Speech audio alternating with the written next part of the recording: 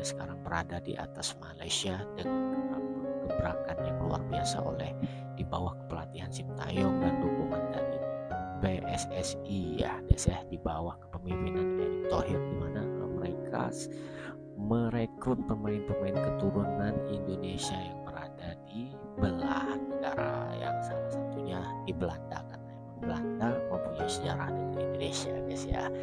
Dan langkah ini ingin ditiru oleh negara tetangga kita yaitu Malaysia, karena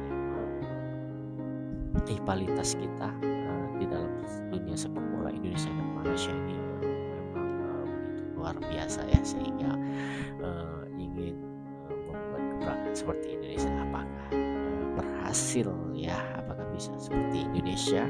Kita lihat videonya guys, check it out.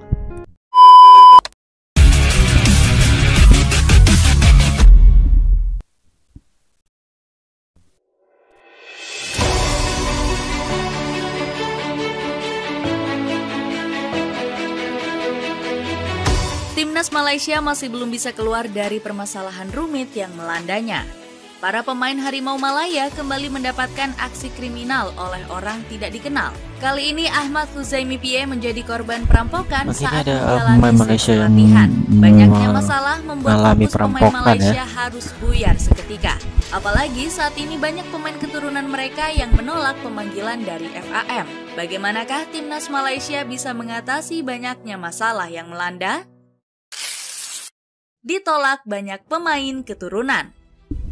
Ditolak banyak pemain keturunan ya guys ya. Performa Timnas Malaysia seketika merosot tajam pasca tampil impresif di 2 laga kualifikasi Piala Dunia. Dalam 6 bulan terakhir, Harimau Malaya hanya bisa meraih 2 kemenangan.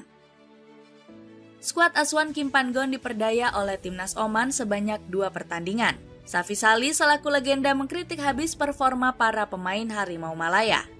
Tidak ada kerja dari skuad Malaysia saat ini. Salah satu legend dari Malaysia. Individual seperti ingin membuktikan dirinya lebih baik, ucap Safi Sali. Keterpurukan ini akhirnya membuat Timnas Malaysia harus memutar otak. Salah satu cara yang mereka lakukan adalah meniru Timnas Indonesia yang memanggil pemain keturunan. FAM langsung membidik beberapa pemain keturunan yang berlaga di Eropa. Hal ini langsung dikonfirmasi Datuk Nur Azman selaku Sekretaris Jenderal FAM. Kami telah mengidentifikasi beberapa pemain keturunan Malaysia. Namun keputusan apakah akan memasukkan para pemain ini ada di tangan Kim Pan-gon dan Garrido, ucap Datuk Nur Azman. Salah satu nama yang dikabarkan sudah tertarik untuk membela Harimau Malaya adalah Ferdi Druif. Pemain berusia 26 tahun ini adalah pemain utama dari PEC Zwolle bersama Eliano Reinders. Bahkan pemain ini sudah menyampaikan keinginannya untuk membela Harimau Malaya. Keinginan saya membela Timnas Malaysia ada, tetapi buat saat ini saya sedang menyediakan dokumen yang membuktikan nenek saya dilahirkan di Malaysia, ucap Druif. Selain itu, Malaysia saat ini juga mengincar kapten kedua Burnley, Josh Brownhill. Pemain berusia 28 tahun ini dikabarkan memiliki darah Malaysia dari ibunya. Penurunan performa Timnas Malaysia berdampak kepada komposisi tim. Pasalnya, Harimau Malaya mendapatkan banyak penolakan dari pemain keturunan. Federasi Sepak Bola Malaysia atau FAM berencana untuk menaturalisasi Ethan Whitley.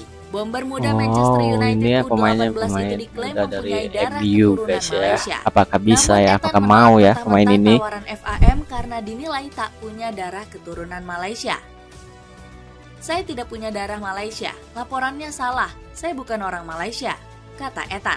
Ferdi Druif juga menolak dengan tegas untuk bergabung ke Timnas Malaysia. FAM menilai jika Druif telah memberikan harapan palsu bergabung ke Timnas Malaysia. Ferdi Druif belum ada mengatakan kabar apapun terkait dirinya bergabung ke Timnas Malaysia, kata Datuk Hamidin Amin. Hal ini menambah catatan buruk Malaysia dalam berburu pemain keturunan. Legenda Malaysia, Lim Teong Kim akhirnya meminta FAM untuk memberhentikan proyek naturalisasinya. Bagi saya, program naturalisasi perlu ditamatkan, karena ia tidak memberikan kebaikan untuk bola sepak secara luas. Tegas Teong Kim, tetap mengusung target berani.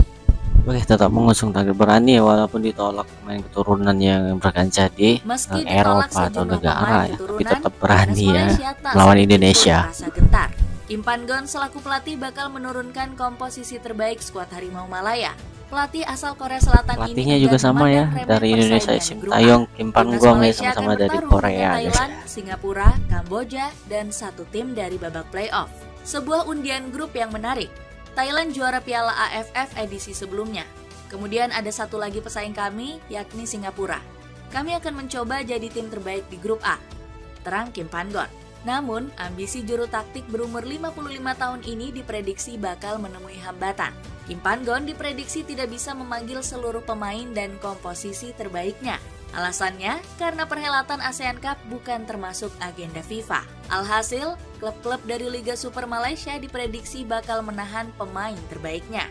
Richard Schooly meminta Kim Pan-gong untuk memanggil nama-nama baru. Pandit negeri jiran ini menilai sang pelatih punya kesempatan besar untuk mencoba skuad alternatif.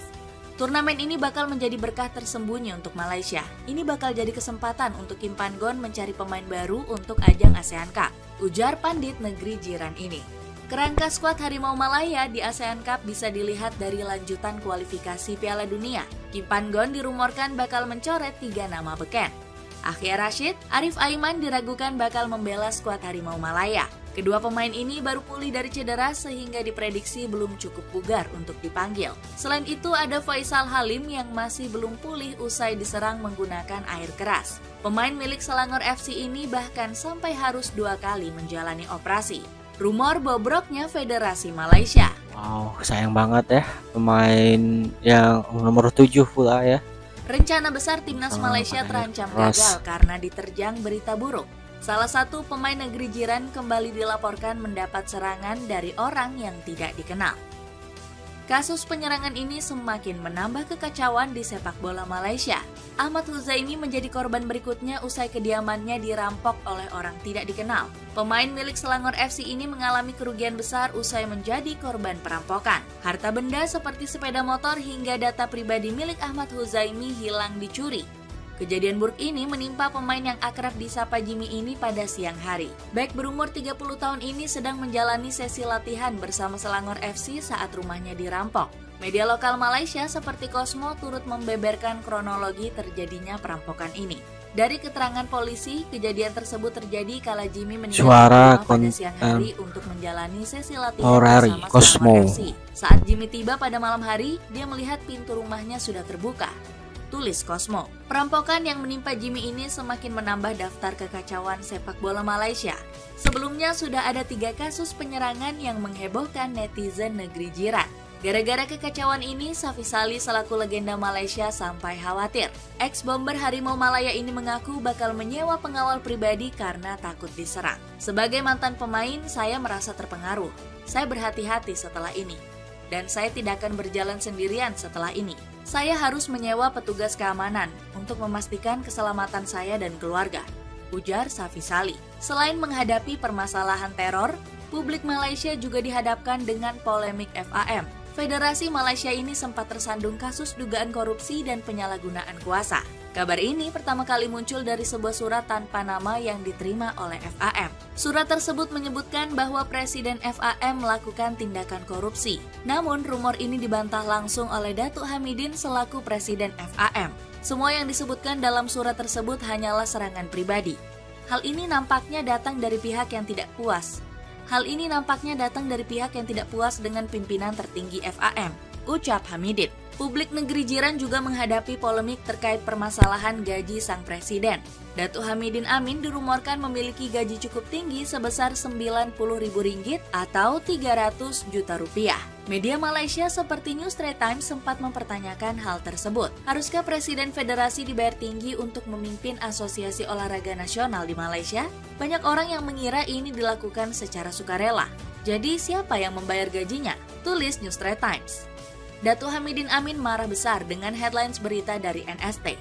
Ini media mau tahu saja, saya tidak bisa membeberkan jumlahnya. Ini urusan pribadi di FAM. Pernyataan mereka ini sudah keterlaluan, kata Hamidin. Dengan banyaknya polemik yang melanda Malaysia, apakah Harimau Malaya bisa kembali mengaum seperti dulu kala? Ya, itu tadi ya ulasan videonya di channel Puncak Klasemen ya guys ya. Banyak polemik yang dihadapi oleh Malaysia ya. Salah satunya ingin meniru Indonesia dengan merekrut pemain keturunan, tapi ditolaknya. Semoga nanti bisa ketemu ya guys ya, supaya kita junjung sportivitas yang luar biasa tentunya, dan pertandingan-pertandingan yang hebat antara Indonesia dan Malaysia, bahkan nanti seluruh dunia tentunya guys. Oke, buat teman-teman cukup sekian lesson gua. Saya akhiri, wassalamualaikum warahmatullahi wabarakatuh.